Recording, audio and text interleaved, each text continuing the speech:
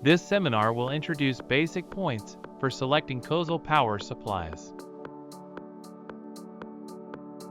The following 5 items are explained as basic points for selecting power supplies. First, as basic product performance, I will explain input voltage, output voltage/power, and output current/peak current, and then I'll describe the interface and installation as structural elements. Let's begin with an explanation of input voltage types. Input voltage can be divided into 2 major types, AC and DC.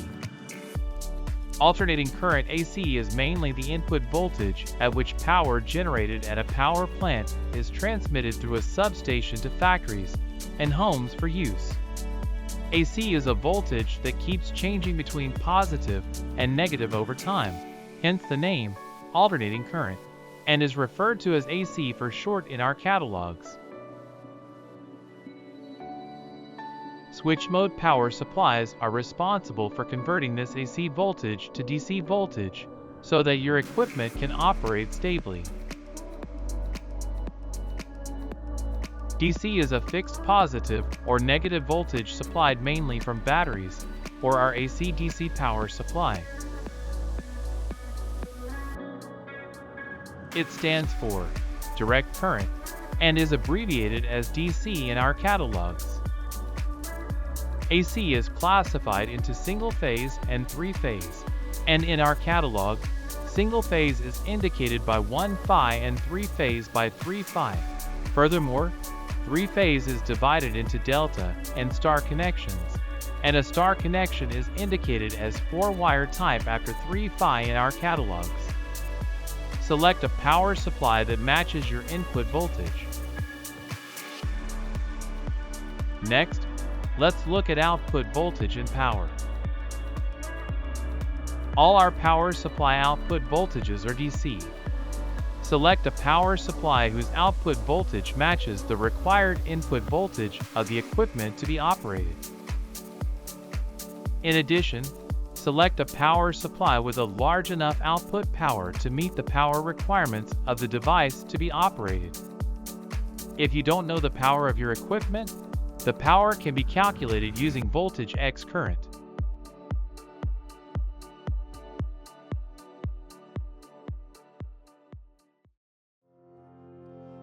Next, let's talk about output current and peak current. Output current should be no more than the rated current. The output current must not exceed the rated current for safe use of the power supply. If the output current exceeds the rated current, the protection circuit will trip, causing the output voltage to drop and your equipment to shut down. Select a product with a current rating sufficiently higher than the expected output current to prevent stoppages. Some products have peak current ratings in their specifications. This is a specification that allows a current greater than the current rating to flow for a specified time, a few seconds or so. Since a large starting current flows at the moment voltage is applied to a motor or other device. When using such a load, please check how much starting current flows and whether the peak current rating is exceeded. If the starting current of the load exceeds the peak current rating, the voltage may drop due to the protection circuit tripping. Since this may also affect your equipment, please check with the load manufacturer regarding the starting current value of the load before selecting a power supply.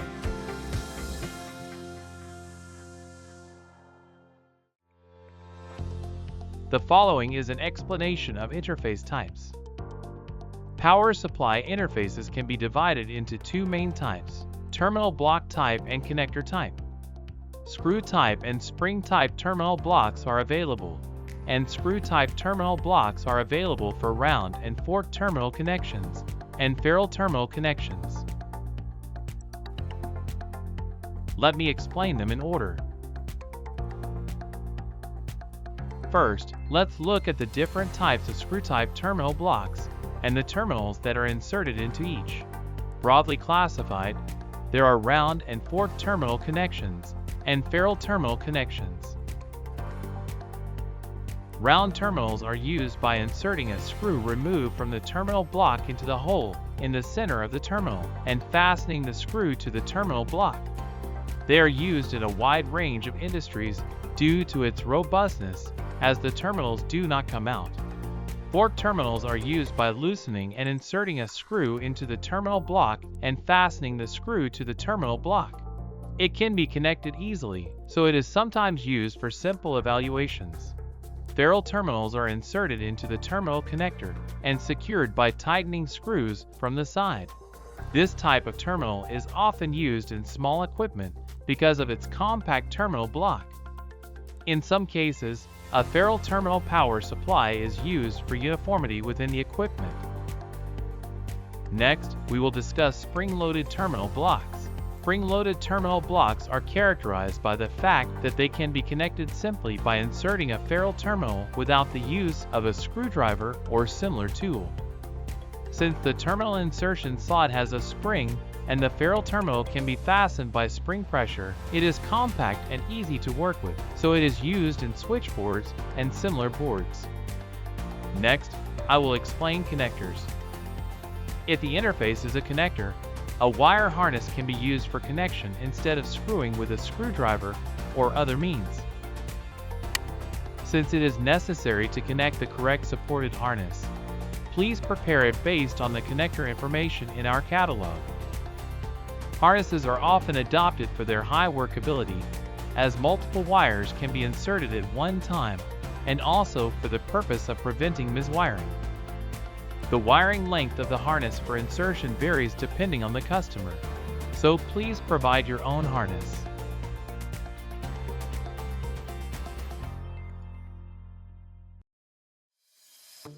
Finally, let's look at the installation considerations. I'll go through considerations for temperature, derating, and insulation.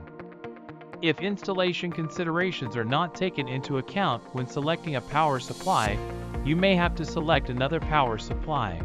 And in the worst case, you may also be required to resize the chassis. When used with natural air cooling, the usable load factor depends on the installation direction. This graph is called a derating curve, where the horizontal axis represents the operating ambient temperature, and the vertical axis is the load factor. The derating curve depends on the installation direction and load factor of the power supply. For example, at 50% load, the A installation power supply can be used at an ambient temperature of up to 60 degrees Celsius, but the B installation power supply can only be used up to 50 degrees Celsius. Use of power supplies that deviate from the derating curve increases the risk of failure. Derating curves are shown in our product catalog, so please comply with the range. We recommend that the power supplies be used with as much space as possible between peripheral devices and other power supplies, since the power supplies themselves generate heat. If the spacing is insufficient, the operating environment of the power supply will deteriorate due to heat from other devices. For forced air-cooled power supplies with built-in fans, it is also necessary to ensure that airflow is not obstructed, so please allow at least 20 mm between units as a minimum spacing guideline. If the power supplies are placed above one another, air heated by the power supplies flows to the top, which may shorten the lifespan of the top power supply or cause it to be used outside the derating, which may result in power supply failure. When installing power supplies above one another, please check the temperature of the top power supply and cool the air, or take other measures if necessary. Let's discuss insulation. In the case of power supplies without covers, a certain distance must be maintained from surrounding conductive objects for safety. The required insulation distance varies depending on the power supply, so please check the instruction manual or our catalog. If the required distance is not maintained between the power supply and the surrounding area, Not only will the requirements of the acquired safety standard not be met, but in the worst-case scenario, insulation may not be maintained, resulting in electric shock. If it is difficult to secure the insulation distance, insulation paper can be used. This concludes the seminar on the basic points for selecting a power supply. Thank you for watching.